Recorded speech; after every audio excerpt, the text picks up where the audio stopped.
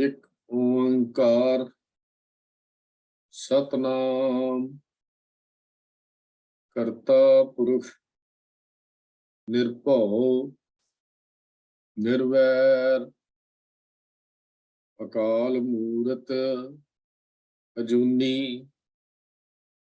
सैभं गुर प्रसाद वाहगुरु वाहगुरु वाहगुरु वाहगुरु वाहगुरु वाहगुरु वाहगुरु जी का खालसा वाहगुरु जी की फतेह। सम्मान जो गुरु सवारिओ, विचारां दी हर सोमवार चल रही लड़ी विच ਅਸੀਂ ਅਰਦਾਸ ਵਿੱਚ ਆਏ ਹੋਏ ਸ਼ਬਦਾਂ ਦੀ ਵਿਆਖਿਆ ਕਰ ਰਹੇ ਹਾਂ। ਪਿਛਲੇ ਹਫ਼ਤੇ ਅਸੀਂ ਅਰਦਾਸ ਦਾ ਪਹਿਰਾ ਸਿੱਖਾਂ ਨੂੰ ਸਿੱਖੀ ਦਾਨ ਆਰੰਭ ਕੀਤਾ ਸੀ, ਜਿਹਦੇ ਵਿੱਚ ਸਿੱਖੀ ਦਾਨ ਦੀ ਵਿਚਾਰ ਅਸੀਂ ਕਰ ਚੁੱਕੇ ਹਾਂ। ਅੱਜ ਤੋਂ ਅੱਗੇ ਕੇਸ ਦਾਨ, ਰਹਿਤ ਦਾਨ, ਕੁਝ ਵਿਚਾਰਾਂ ਆਪ ਜੀ ਦੇ ਨਾਲ ਸਾਂਝੀਆਂ ਕਰਾਂਗਾ। ਅੱਜ ਦੀ ਵਿਚਾਰ ਕੇਸ ਦਾਨ ਦੇ ਨਾਲ ਅਸੀਂ ਸ਼ੁਰੂ ਕਰ ਰਹੇ ਹਾਂ। ਕੇਸਾਂ ਦੀ ਧਰਮ ਦੇ ਇਤਿਹਾਸ ਵਿੱਚ ਇੱਕ ਵਿਸ਼ੇਸ਼ ਮਹਾਨਤਾ ਹੈ। ਇਹ ਉਹ ਦਾਤ ਹੈ, ਉਹ ਬਖਸ਼ਿਸ਼ ਹੈ, ਉਹ ਪਿਸ਼ਾਕ ਹੈ ਜਿਸ ਨੂੰ ਕਾਦਰ ਨੇ ਆਪ ਇਨਸਾਨ ਉੱਤੇ ਸਜਾਇਆ ਹੈ। ਜੰਮਦਿਆਂ ਹੀ ਇਹ ਪਿਸ਼ਾਕ ਪਰਮਾਤਮਾ ਨੇ ਸਾਨੂੰ ਪਹਿਨਾ ਕੇ ਭੇਜਿਆ ਤੇ ਮਰਨ ਵੇਲੇ ਵੀ ਇਹ ਕੇਸਾਂ ਦੀ ਪਿਸ਼ਾਕ ਸਾਡੇ ਨਾਲ ਹੀ ਜਾਂਦੀ ਹੈ। ਸਿੱਖ ਧਰਮ ਦੀ ਜਦੋਂ ਅਸੀਂ ਗੱਲ ਕਰਦੇ ਹਾਂ, ਆਮ ਤੌਰ ਤੇ ਇੱਕ ਗੱਲ ਜਦੋਂ ਕੇਸਾਂ ਦੀ ਆਉਂਦੀ ਹੈ, ਇਹ ਗੱਲ ਪ੍ਰਚਲਿਤ ਕੀਤੀ ਜਾਂਦੀ ਹੈ ਕਿ ਕੇਸ ਗੁਰੂ ਗੋਬਿੰਦ ਸਿੰਘ ਮਹਾਰਾਜ ਦੇ ਸਮੇਂ ਦੇ ਹਨ। ਇਹ ਗੱਲ ਸਾਨੂੰ ਆਮ ਸੁਣਨ ਨੂੰ ਮਿਲਦੀ ਹੈ ਵੀ ਅਸੀਂ ਗੁਰੂ ਨਾਨਕ ਦੇ ਸਿੱਖ ਸੀ, ਗੁਰੂ ਗੋਬਿੰਦ ਸਿੰਘ ਦੇ ਸਿੱਖ ਨਾ ਸੀ, ਇਹੋ ਜਿਹੀਆਂ ਗੱਲਾਂ ਵੀ ਸਾਨੂੰ ਸੁਣਨ ਨੂੰ ਮਿਲਦੀਆਂ ਹਨ।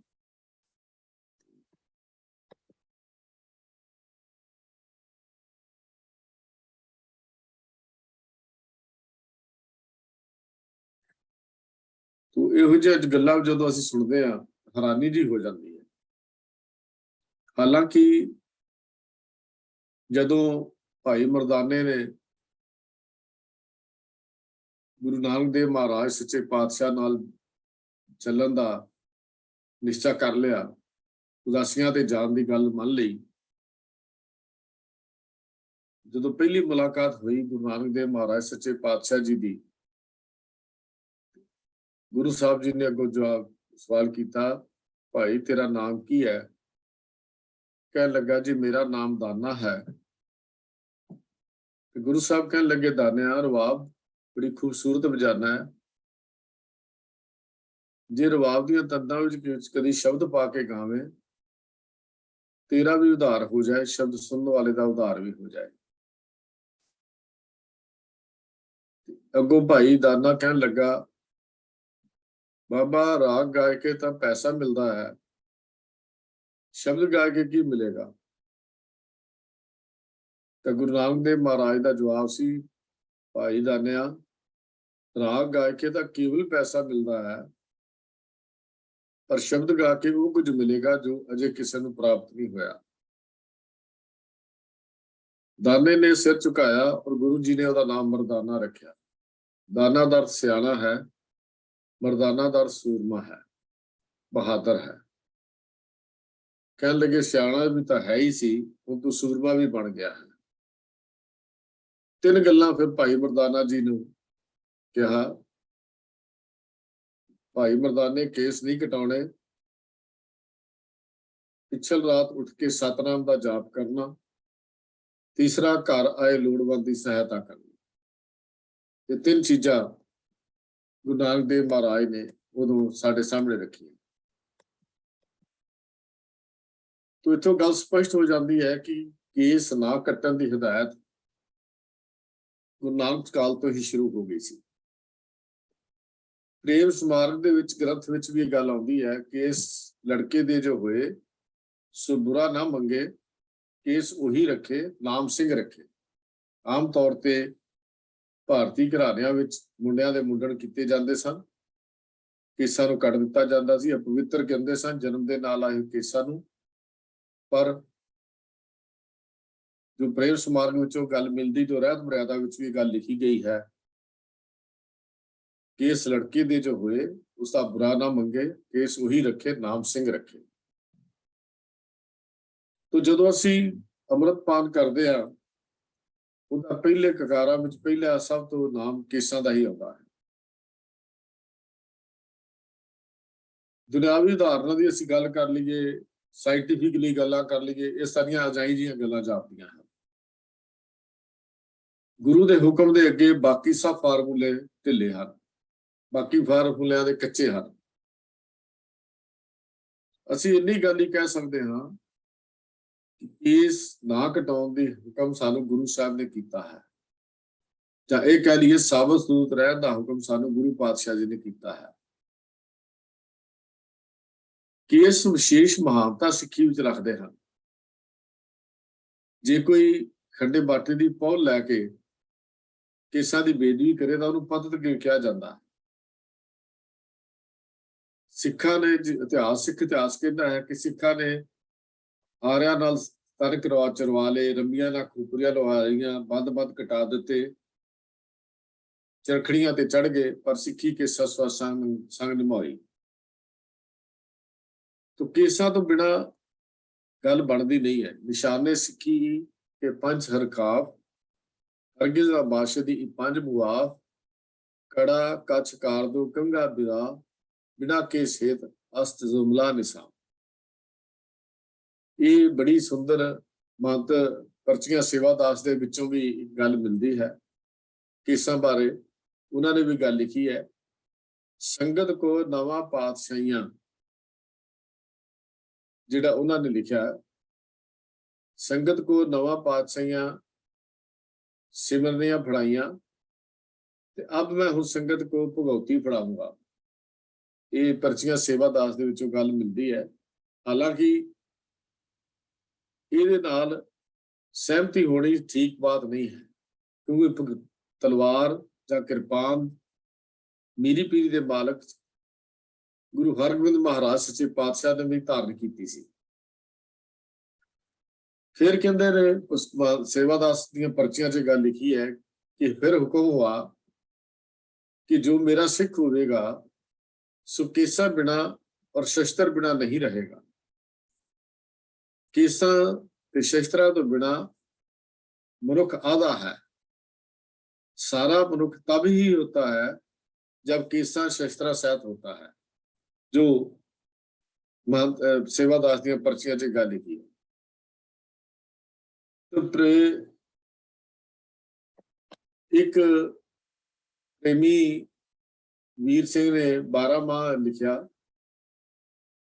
ਉਹਦੇ ਵਿੱਚ ਪੰਥ ਦੇ ਦਰਸ਼ਨ ਕਰਦੇ ਰਹਿਣ ਦੀ ਇੱਛਾ ਪ੍ਰਗਟ ਕਰਦਿਆਂ ਮਹਾਨ ਕੋਸ਼ ਦੇ ਵਿੱਚ ਸਾਨੂੰ ਹਵਾਲਾ ਮਿਲਦਾ ਹੈ।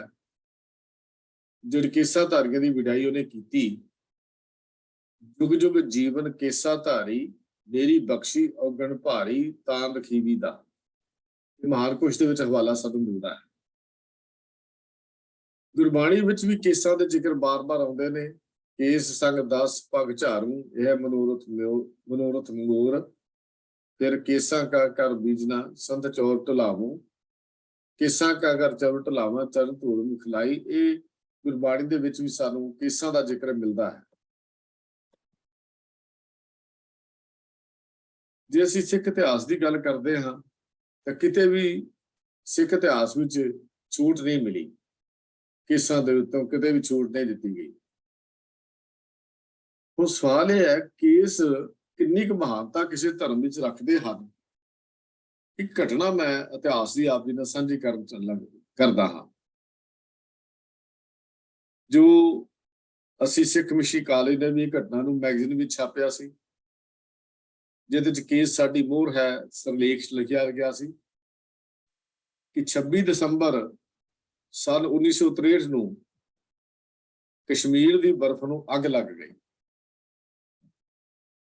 ਸਖਤ ਸਰਦੀ ਤੇ ਬਰਫ਼ਾਂ ਨੂੰ ਚੀਰਦੇ ਹੋਏ ਲੱਖਾਂ ਮੁਸਲਮਾਨ ਸ਼੍ਰੀਨਗਰ ਦੇ ਬਾਜ਼ਾਰਾਂ ਵਿੱਚ ਰੂਸ ਤੇ ਗੁੱਸੇ ਨਾਲ ਅੱਗਾਂ ਲਗਾਉਣ ਲੱਗ ਪਏ। ਉਹਨਾਂ ਦੇ ਰੋਹ ਦਾ ਕਾਰਨ 1200 ਸਾਲਾ ਪੁਰਾਣੇ ਹਜ਼ਰਤ ਮੁਹੰਮਦ ਸਾਹਿਬ ਦੇ ਇੱਕ ਪਵਿੱਤਰ ਕੇਸ, ਇੱਕ ਤਾਰ ਦਾ ਗੁੰਮ ਹੋ ਜਾਣਾ, ਮੂਹੇ ਮੁਬਾਰਕ ਦਾ ਗੁੰਮ ਹੋ ਜਾਣਾ ਸੀ।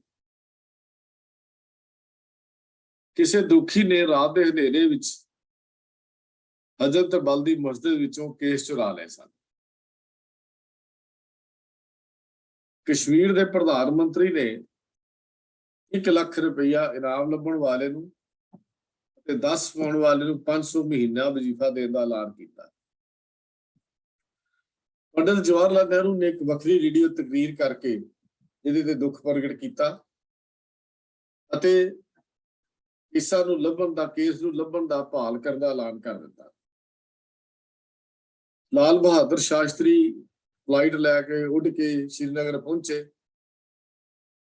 ਮੁਸਲਮਾਨ ਭਾਵੇਂ ਆਪ ਕੇਸਾਧਾਰੀ ਨਹੀਂ ਸਨ, ਪਰ ਪਵਿੱਤਰ ਯਾਦਗਾਰ ਕੇਸ ਲਈ ਉਹਨਾਂ ਦੇ ਅੰਦਰ ਜੋਸ਼ ਬੜਾ ਕਮਾਲ ਦਾ ਸੀ। ਉਹਨਾਂ ਦੀ ਪੈਗੰਬਰ ਭਗਤੀ ਦਾ ਇੱਕ ਸ਼ਾਨਦਾਰ ਨਮੂਨਾ ਸੀ। ਇਹ ਕੇਸਾਂ ਦਾ ਸ਼ਰਧਾ ਦਾ ਇੱਕ ਪ੍ਰਗਟਾਵਾ ਸੀ। ਜਦ ਤੱਕ ਉਹ ਕੇਸ ਨਾ ਲੱਭਿਆ, ਮੁਸਲਮਾਨ ਰੋਸ ਹੀ ਮਨਾਉਂਦੇ ਰਹੇ ਤੇ ਆਖਰ 4 ਦਿਨਾਂ ਬਾਅਦ ਉਹ ਪਵਿੱਤਰ ਕੇਸ ਦੀ ਤਾਰ ਲੱਭ ਪਈ। ਪ੍ਰਧਾਨ ਮੰਤਰੀ ਕਸ਼ਮੀਰ ਸ਼ਮਸ-ਉਦ-ਦੀਨ ਨੇ ਕਿਹਾ ਕਿ ਮੁਸਲਮਾਨਾਂ ਲਈ ਅਸਲ ਈਦ ਅੱਜ ਹੈ। ਇਸ ਪੈਗੰਬਰ ਭਗਤੀ ਤੋਂ ਸਾਨੂੰ ਸਿੱਖਾਂ ਨੂੰ ਇੱਕ ਸਬਕ ਲੈਣਾ ਚਾਹੀਦਾ ਹੈ ਕਿ ਮੁਸਲਮਾਨ ਕੇਸ ਦੀ ਕਤਾਰ ਜਾਂ ਕਤਾਰ ਮੂਹੇ ਲਈ ਇੰਨਾ ਪਿਆਰ ਤੇ ਇੰਨੀ ਸ਼ਰਧਾ ਦਿਖਾਉਂਦੇ ਹਨ ਕਿ ਅਸੀਂ ਗੁਰੂ ਗੋਬਿੰਦ ਸਿੰਘ ਮਹਾਰਾਜ ਦੀ ਬਖਸ਼ਿਸ਼ ਕੇਸਾਂ ਦੀ ਮਹੱਤਤਾ ਨੂੰ ਸਮਝ ਸਕੇ। ਜਿੱਥੇ ਗੁਰੂ ਪਾਤਸ਼ਾਹ ਜੀ ਨੇ ਕੇਸ ਕੱਟਣ ਵਾਲੇ ਨੂੰ ਪਤਨ ਦਾ ਦਰਜਾ ਦਿੱਤਾ, ਗੁਰੂ ਗੋਬਿੰਦ ਸਿੰਘ ਜੀ ਦਾ ਪ੍ਰਮਾਣ ਕੇਸ ਸਾਡੀ ਮੋਹਰ ਹਨ। ਕਿਸੇ ਨੂੰ ਕੋਈ ਹੱਕ ਹੈ ਕਿ ਗੁਰੂ ਦੀ ਬਖਸ਼ੀ ਮੋਹਰ ਨੂੰ ਛੇੜੇ ਜਾਂ ਤੋੜੇ ਜਾਂ ਮਰੋੜੇ? ਜੇ ਕੋਈ ਚੋਰ ਇਸ ਮੋਹਰ ਨੂੰ ਛੇੜਦਾ ਹੈ ਤਾਂ ਸਾਨੂੰ ਇਕੱਠਿਆਂ ਹੋ ਕੇ ਉਹਨੂੰ ਰੋਕਣਾ ਚਾਹੀਦਾ ਹੈ, ਉਹਦੇ ਨਾਲ ਗੱਲ ਕਰਨੀ ਚਾਹੀਦੀ ਹੈ। ਸਿੱਖੀ ਦੇ ਦਾਇਰੇ ਵਿੱਚ ਆ ਕੇ ਕਿਸੇ ਨੂੰ ਵੀ ਮਨਮਰਜ਼ੀ ਕਰਨ ਦੀ ਆਗਿਆ ਨਹੀਂ ਹੈ, ਨਾ ਹੀ ਆਗਿਆ ਦਿੱਤੀ ਜਾ ਸਕਦੀ ਹੈ। ਪੰਥ ਨੂੰ ਕਕਾਰ ਭਗਤੀ, ਖਾਸ ਕਰਕੇ ਕੇਸ ਭਗਤੀ ਦੀ ਮਹੱਤਤਾ ਤਾਂ ਜ਼ਰੂਰੀ ਪਤਾ ਹੋਣੀ ਚਾਹੀਦੀ ਹੈ। ਇਹ ਇੱਕ ਕੇਸ ਦੀ ਤਾਰ ਕੀਮਤ ਦਰਸਾਉਣੀ ਚਾਹੀਦੀ ਹੈ। ਭਾਈ ਨੰਦ ਲਾਲ ਸਿੰਘ ਨੇ ਬੜਾ ਖੂਬਸੂਰਤ ਲਿਖਿਆ। ਭਗਾਣੀ ਦਾ ਯੁੱਧ ਹੋਇਆ, ਪੀਰ ਬਦਰੁੱਦੀਨ, ਜਿਹਨੂੰ ਅਸੀਂ ਪਿਆਰ ਨਾਲ ਬੁੱਧੂ ਸ਼ਾਹ ਆਖਦੇ ਹਾਂ, ਉਹਨਾਂ ਨੇ 4 ਪੁੱਤਰਾਂ ਦੇ 500 ਮਰੀਦਾਂ ਨਾਲ ਇਸ ਭੰਗਾਣੀ ਦੇ ਯੁੱਧ ਵਿੱਚ ਕੇਸਰੀ ਨਿਸ਼ਾਨ ਥੱਲੇ ਆ ਕੇ ਲੜਾਈ ਲੜੀ। 2 ਪੁੱਤਰ ਜੰਗ ਦੇ ਮੈਦਾਨ ਵਿੱਚ ਸ਼ਹੀਦ ਹੋ ਗਏ ਤੇ ਜੰਗ ਦੀ ਸਮਾਪਤੀ ਤੋਂ ਬਾਅਦ ਗੁਰੂ ਗੋਬਿੰਦ ਸਿੰਘ ਮਹਾਰਾਜ ਸਾਰਿਆਂ ਨੂੰ ਕੋਲ ਬੁਲਾ ਕੇ ਉਹਨਾਂ ਦੀ ਕੁਰਬਾਨੀ ਦੀ ਦਾਤ ਦੇ ਰਹੇ ਹਨ।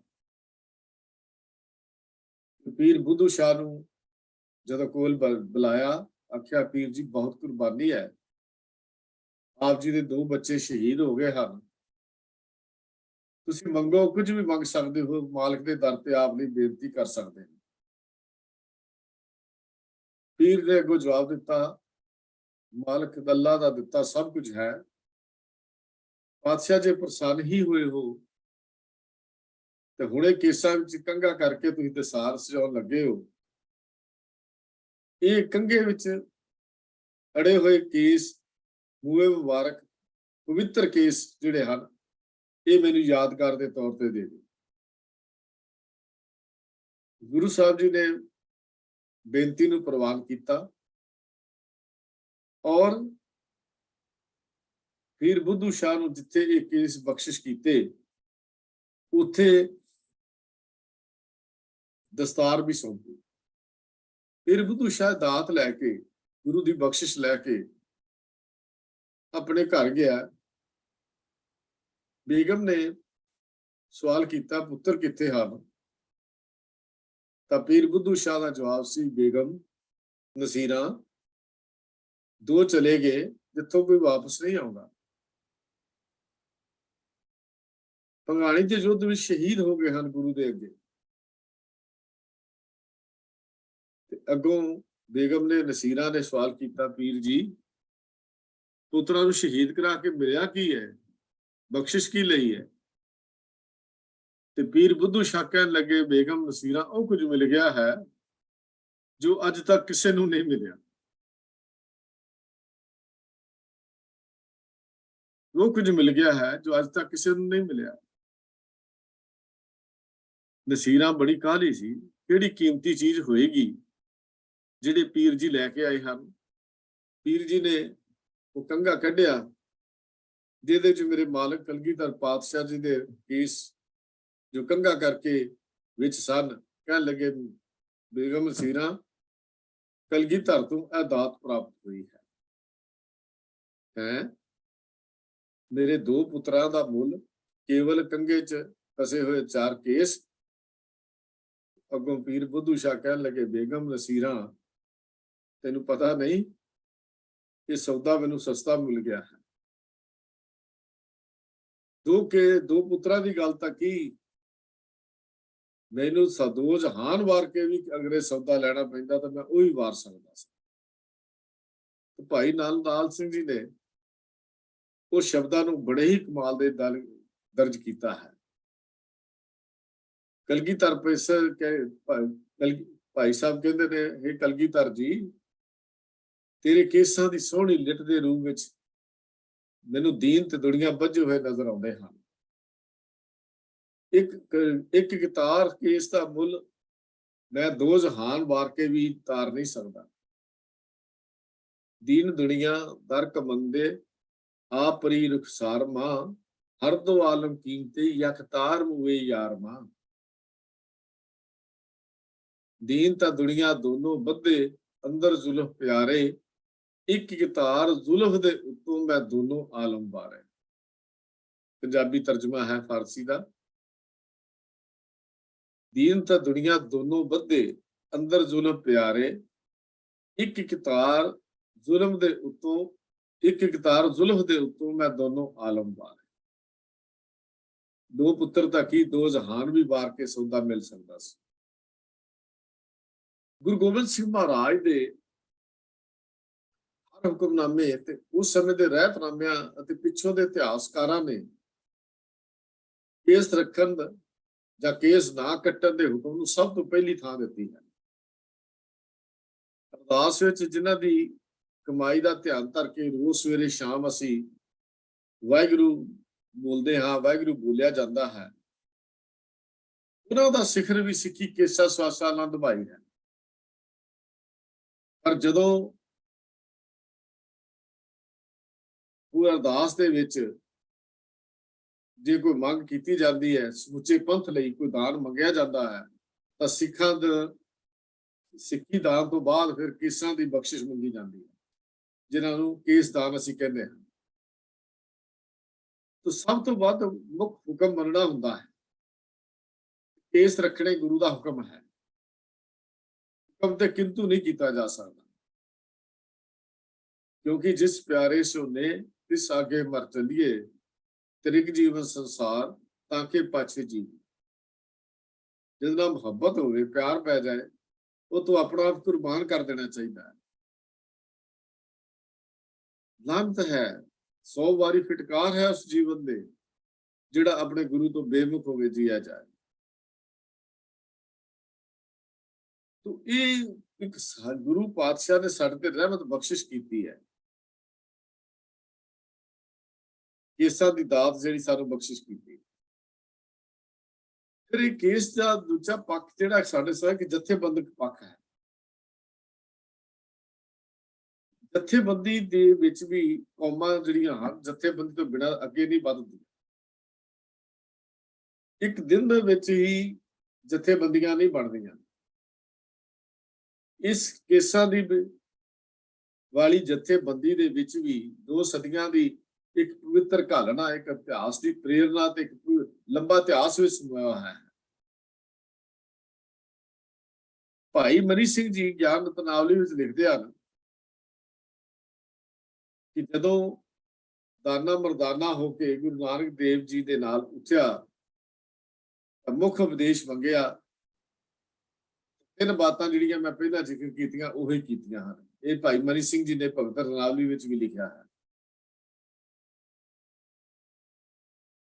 ਇਹੋ ਹੀ ਕੇਸਾਂ ਕਾ ਕਰ ਚਵਰ ਚਲਾਵਾ ਦੀ ਗੱਲ ਗੁਰਬਾਣੀ ਨੇ ਵੀ ਕੀਤੀ ਹੈ।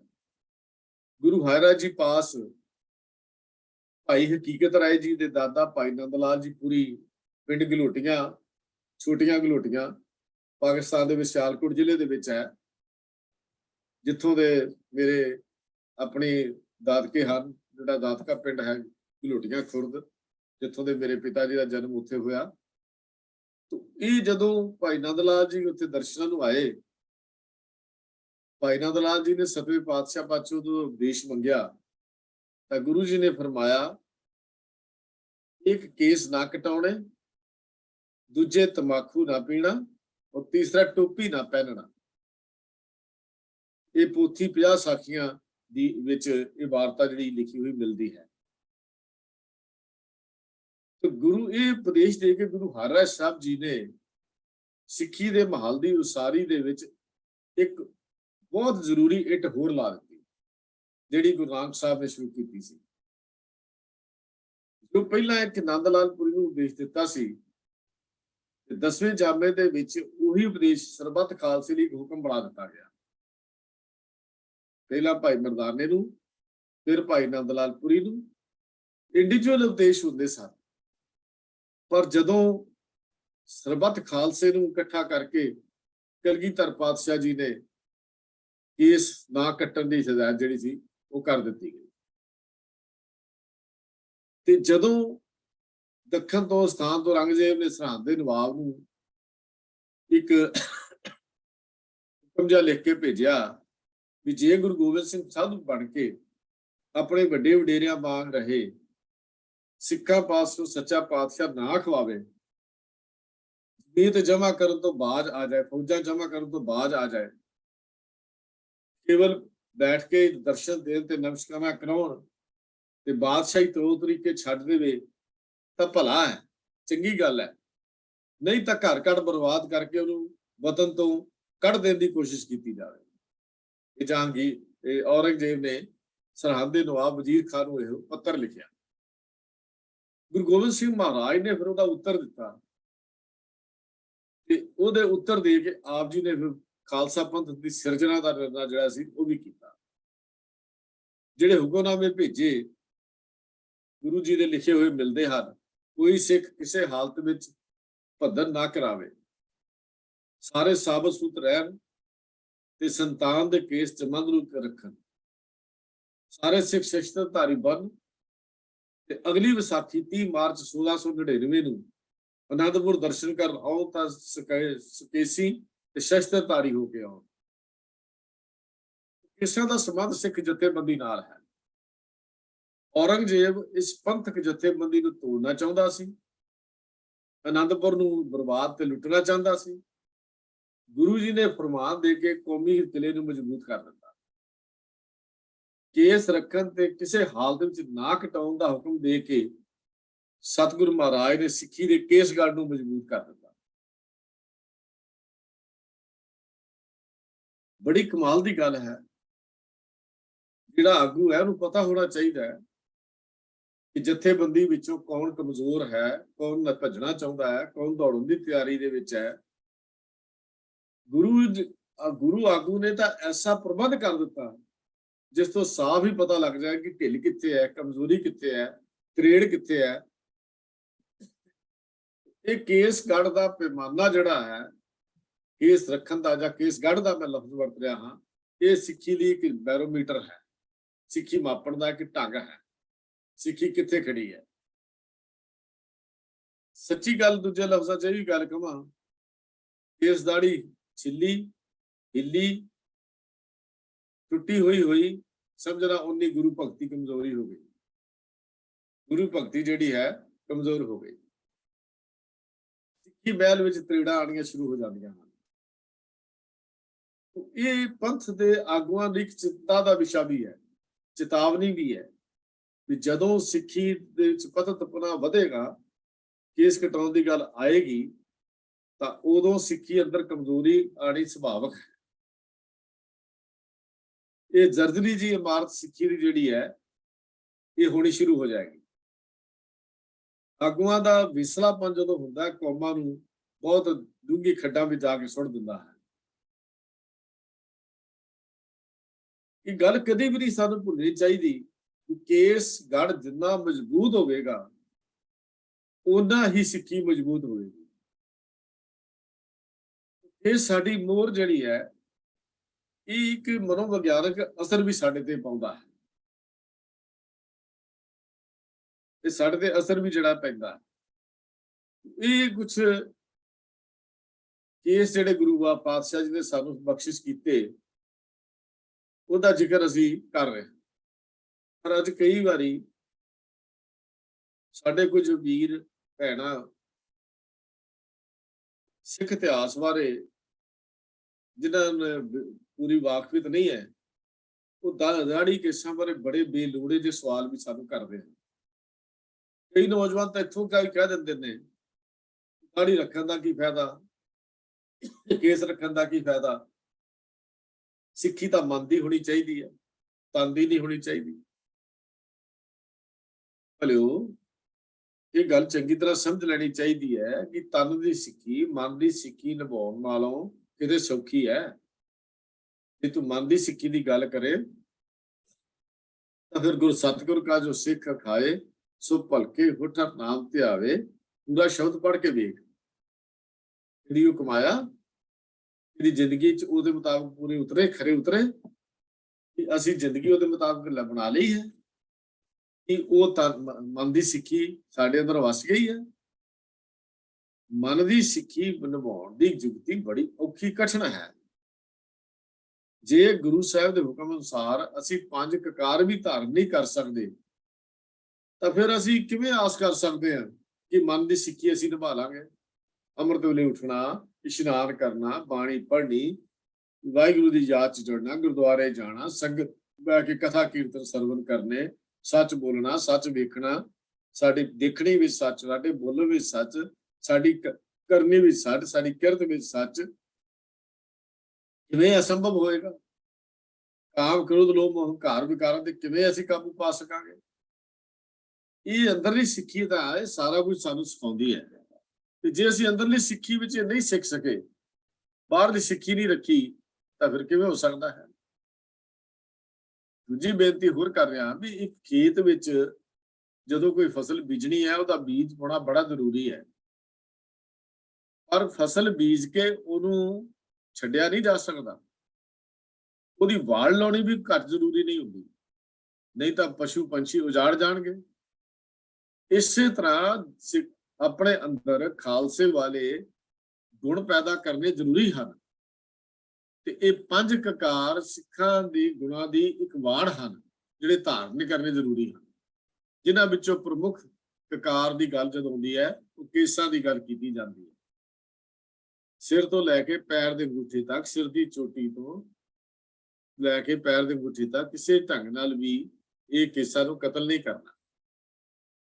ਜੇ ਸਿੱਖੀ ਦੀ ਅੱਜ ਵਿਲੱਖਣਤਾ ਹੈ ਸਾਡੇ, ਤਾਂ ਕੇਵਲ ਇਸ ਕਰਕੇ ਹੀ ਹੈ ਕਿ ਕਲਗੀਧਰ ਪਾਤਸ਼ਾਹ ਨੇ ਸਾਨੂੰ ਨਿਆਰਾ ਸਰੂਪ ਬਖਸ਼ ਕੀਤਾ ਹੈ।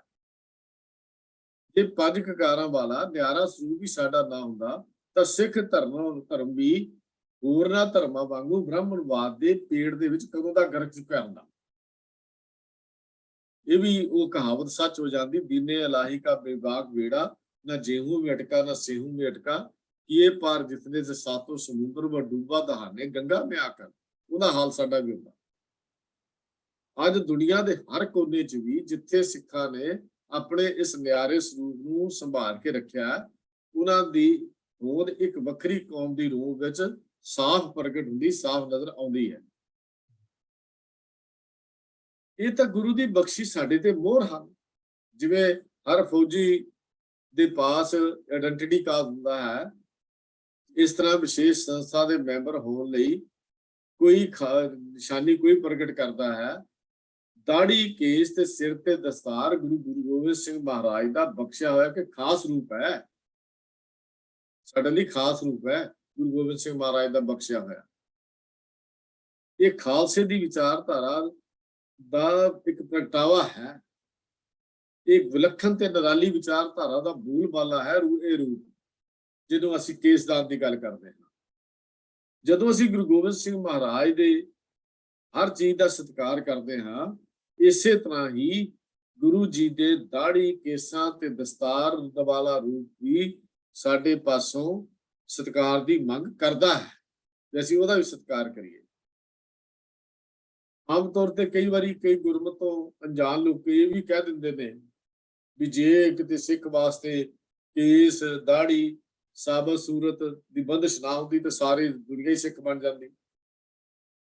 जे सब ये सोचनी तो बड़ी हासोहीणी ते बड़ी बेसमझी जी वाली लगती है। जेकर असीं दाढ़ी केसां वाला अपना विलखण ते न्यारा स्वरूप ही खत्म कर लिया तो फिर सिख किहड़ी चीज का ना होएगा, सिख के क्या जाएगा? सिखी तो है ही ना दे करके।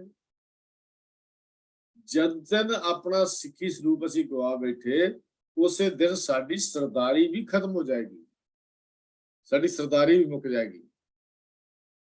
पावन शहीदियां इसे करके हुईयां कि साडा वखरा स्वरूप कायम जिहड़ा रह सके। जेकर खालसा पंथ दी जथेबंदी नूं हुण तक बचाई रखिया है जां बची रही है, ये खालसा पंथ दा बख्शिया गुरु दा बख्शिया होया ये न्यारा स्वरूप सी केसां वाला, जिहने सानू बचा के रखिया। जे किते कोई तरीड़ पैंदी नजर आवे तां सानू उहदे बारे खास ख्याल रखण दी लोड़ है, सानू उहदे बारे खास चीज़ां देखण दी लोड़ है। तो ये चीज जिहड़ी सानू गुरु पातशाह जी ने बख्शिश कीती, ये कमाल दी एक चीज है जिहड़ी केसां नूं जदों असीं केसदान की गल करते हैं, केसदान मंगते हैं, सिखा नूं सिखीदान केसदान की गल जदों असीं करते हैं, तो ये इसे करके ही जदों असीं ककारां की गल करते हैं तो सब तो प्रमुख स्थान जिहड़ा है वो केसां नूं ही मिलता है। जदों केसां की गल असीं करिए तो फिर मास्टर तारा सिंह की लिखत नूं असीं पढ़ीए, ਉਹਦੇ ਚੋਂ ਲਿਖਦੇ ਨੇ ਕੇਸ ਗੁਰੂ ਤੇ ਸਿੱਖ ਦੇ ਪਿਆਰ ਦੀ ਨਿਸ਼ਾਨੀ ਹਨ। ਮੈਨੂੰ ਕੇਸਾਂ ਨੂੰ ਦੇਖ ਕੇ ਆਪਣਾ ਗੁਰੂ ਯਾਦ ਆਉਂਦਾ ਹੈ। ਇਹ ਮੈਨੂੰ ਉਹ ਕੰਮ ਕਰਨ ਦੀ ਪ੍ਰੇਰਨਾ ਦਿੰਦੇ ਹਨ ਜਿਹੜਾ ਕੰਮ ਗੁਰੂ ਨੇ ਮੈਨੂੰ ਕਰਨ ਲਈ ਹੁਕਮ ਕੀਤਾ ਹੈ। ਇਹ ਕੇਸਾਂ ਦੀ ਇੱਕ ਸਾਡੇ ਲਈ ਬਖਸ਼ਿਸ਼ ਹੈ ਜੋ ਗੁਰੂ ਪਾਤਸ਼ਾਹ ਜੀ ਨੇ ਸਾਡੀ ਝੋਲੀ ਵਿੱਚ ਪਾਈ ਹੈ। तो इस करके ਅਸੀਂ ਇਹ ਗੱਲ ਕਹਿ ਸਕਦੇ ਹਾਂ ਵੀ ਗੁਰੂ ਕੋਲੋਂ ਜਿਹੜੀ ਅਰਦਾਸ ਵਿੱਚ ਅਸੀਂ ਕੇਸਦਾਨ ਮੰਗਦੇ ਹਾਂ ਇਹ ਖਾਸ ਇੱਕ ਮਹਾਨਤਾ ਰੱਖਦੇ ਹਨ।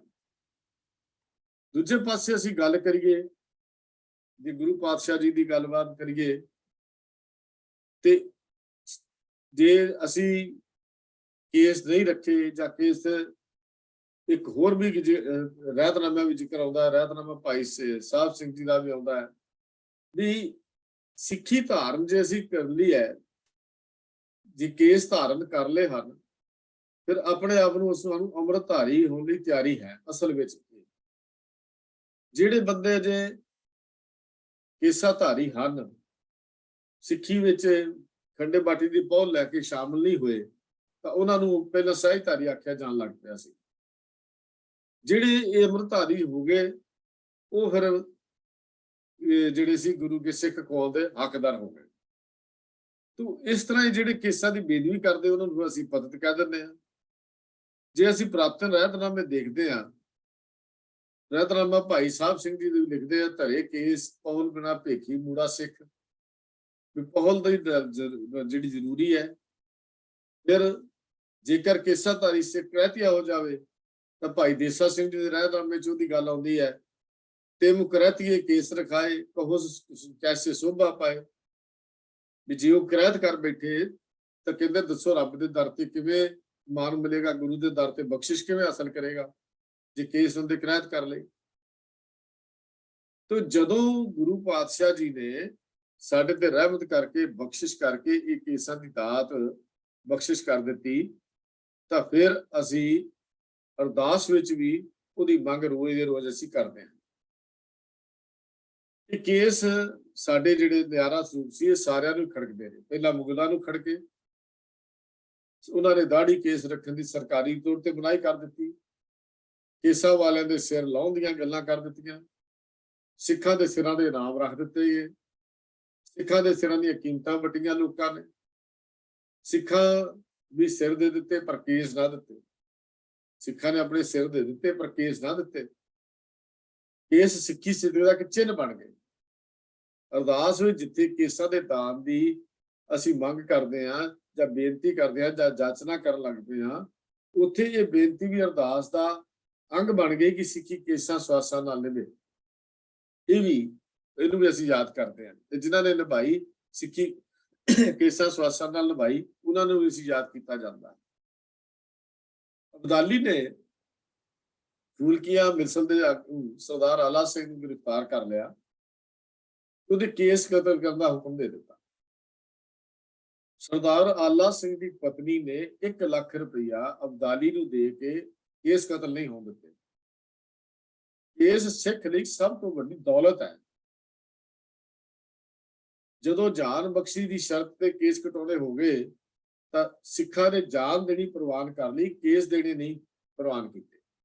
ਭਾਈ ਤਾਰੂ ਸਿੰਘ ਦੀ ਉਦਾਹਰਨ ਸਾਡੇ ਸਾਹਮਣੇ, ਇੱਕ 25 ਸਾਲ ਦਾ ਨੌਜਵਾਨ ਖੂਬਰੀ ਤਾਂ ਆਪਣੀ ਲਵਾ ਰਿਹਾ ਹੈ ਲੇਕਿਨ ਕੇਸ ਕਤਲ ਨਹੀਂ ਕਰਵਾ ਰਿਹਾ।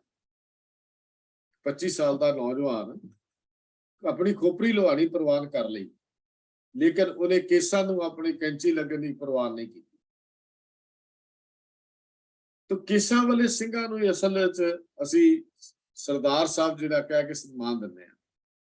ਫਿਰ ਅੰਗਰੇਜ਼ ਜਿਹੜੇ ਸੀ ਉਹਨਾਂ ਨੂੰ ਵੀ ਆਪਾਂ ਦੇਖੀਏ, ਉਹਦੀ ਹਿਸਟਰੀ ਨੂੰ ਦੇਖੀਏ, ਪਹਿਲਾਂ ਸਿੱਖਾਂ ਦੇ ਵਿਰੁੱਧ ਸਨ। ਪੰਜਾਬ ਦੀਆਂ ਲੜਾਈਆਂ ਵਿੱਚ ਸਿੱਖ ਭਾਵੇਂ ਹਾਰ ਗਏ ਪਰ ਅੰਗਰੇਜ਼ਾਂ ਨੂੰ ਸਬਕ ਉਹਨਾਂ ਨੇ ਚੰਗੀ ਤਰ੍ਹਾਂ ਸਿਖਾਇਆ। ਹਾਰਨ ਦਾ ਕਾਰਨ ਸੀ ਸ਼ਾਹ ਮੁਹੰਮਦ ਦਾ ਇੱਕ ਸਰਕਾਰ ਬਾਜੋਂ ਫੌਜਾਂ ਜਿੱਤ ਕੇ ਅੰਤ ਨੂੰ ਹਾਰੀਆਂ ਨੇ।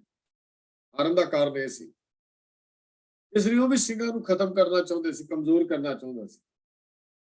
ਉਹਨਾਂ ਵੀ ਵੱਡੇ ਸਿੱਖਾਂ ਨੂੰ ਈਸਾਈ ਬਣਾ ਕੇ ਸਿੱਖਾਂ ਨੂੰ ਆਪਣੇ ਧਰਮ ਤੋਂ ਬੇਮੁਖ ਜਾਂ ਦੂਰ ਕਰਨ ਦਾ ਯਤਨ ਕੀਤਾ।